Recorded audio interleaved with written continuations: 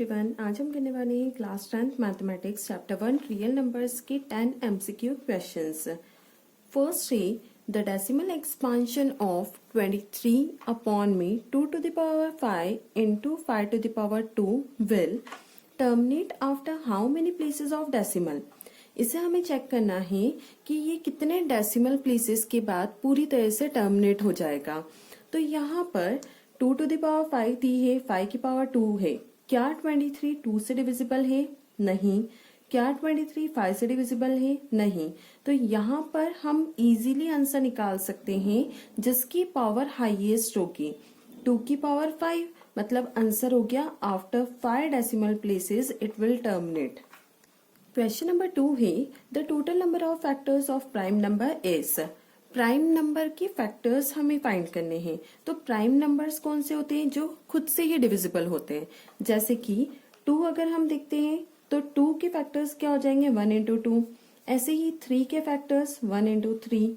फिर prime number 5 के factors 1 into 5। तो जितने भी प्राइम नंबर्स होते हैं उसके 2 ही फैक्टर्स होते हैं, एक तो 1 और एक नंबर इटसेल्फ। मतलब आंसर हो गया total number of factors 2।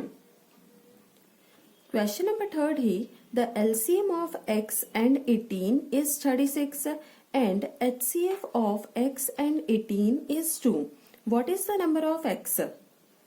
LCM given है 36, HCF गिवन है 2 और 2 नंबर से x and 18। फॉर्मूला लगाएंगे LCM into HCF is equal to product of 2 numbers।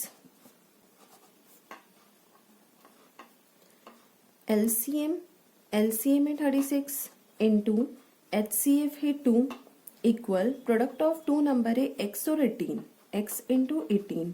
x को यही रहने देंगे, 18 को डिवाइड में ले आएंगे। 36 into 2 by 18 is equal to x।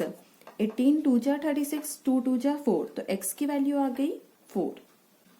Question number 4 थे 3 bells toll at interval of 9, 12 or 15 minutes respectively.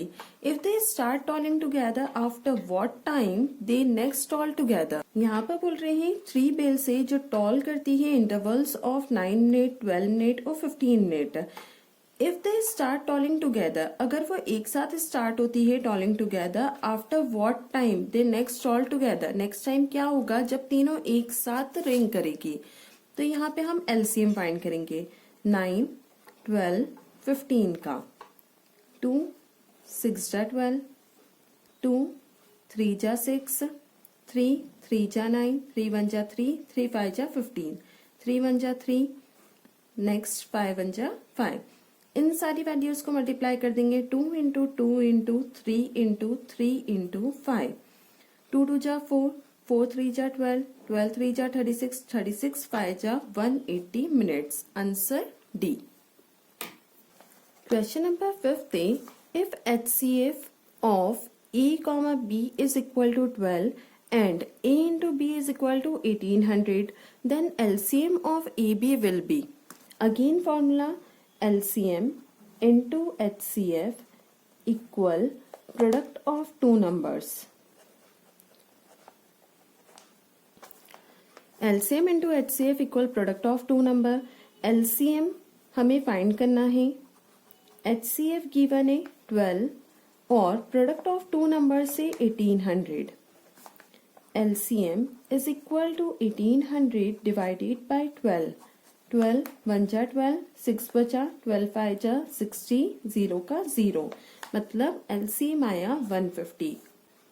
Correct option is B. Question number 6 थी which of the following will have a terminating decimal expansion. कौन सा इसमें terminating decimal expansion है? तो हमने देखा है डिनोमिनेटर में अगर 2 to the power m into 5 to the power n के फॉर्म में अगर आता है तो वो टर्मिनेटिंग डेसिमल है। इन दोनों में से कुछ भी आना चाहिए, इसके अलावा कुछ भी आता है तो वो नॉन टर्मिनेटिंग होगा। जैसे कि यहाँ पर हम डिनोमिनेटर चेक करते हैं 210।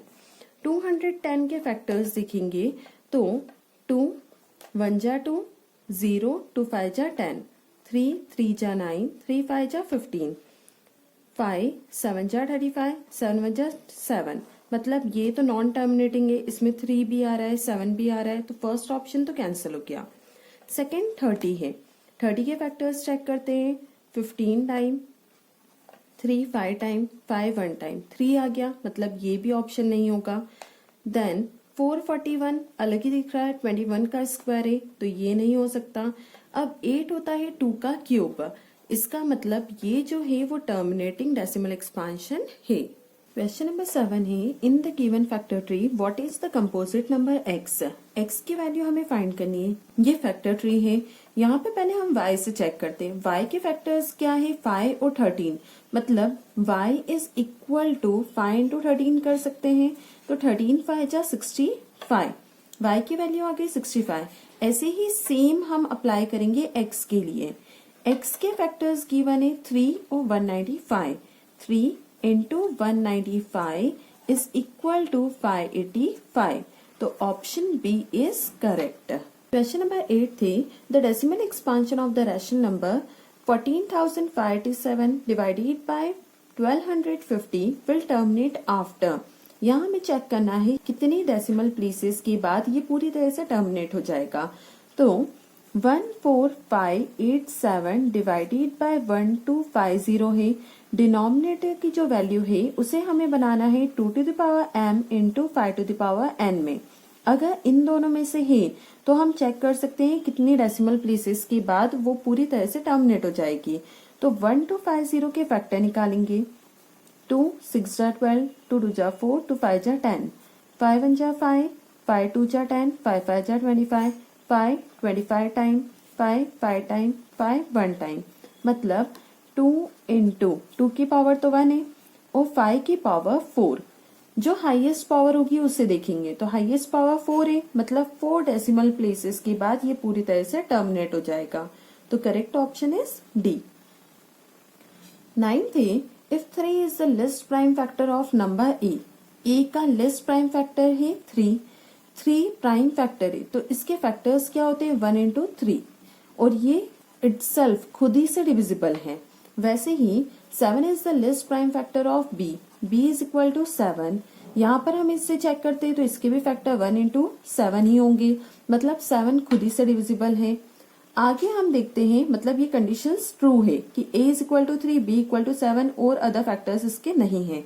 Then the list prime factor of a plus b, तो इन दोनों को प्लस कर देंगे। List prime factor a plus b क्या होगा 10, तो correct option is D. Next, the smallest number by which under root 27 should be multiplied so as to get a rational number is. यहाँ पर कौन सा स्मॉलेस्ट नंबर हम लेंगे जिसको अगर हम मल्टीप्लाई करें तो वो रैशनल नंबर के फॉर्म में हो जाएगा।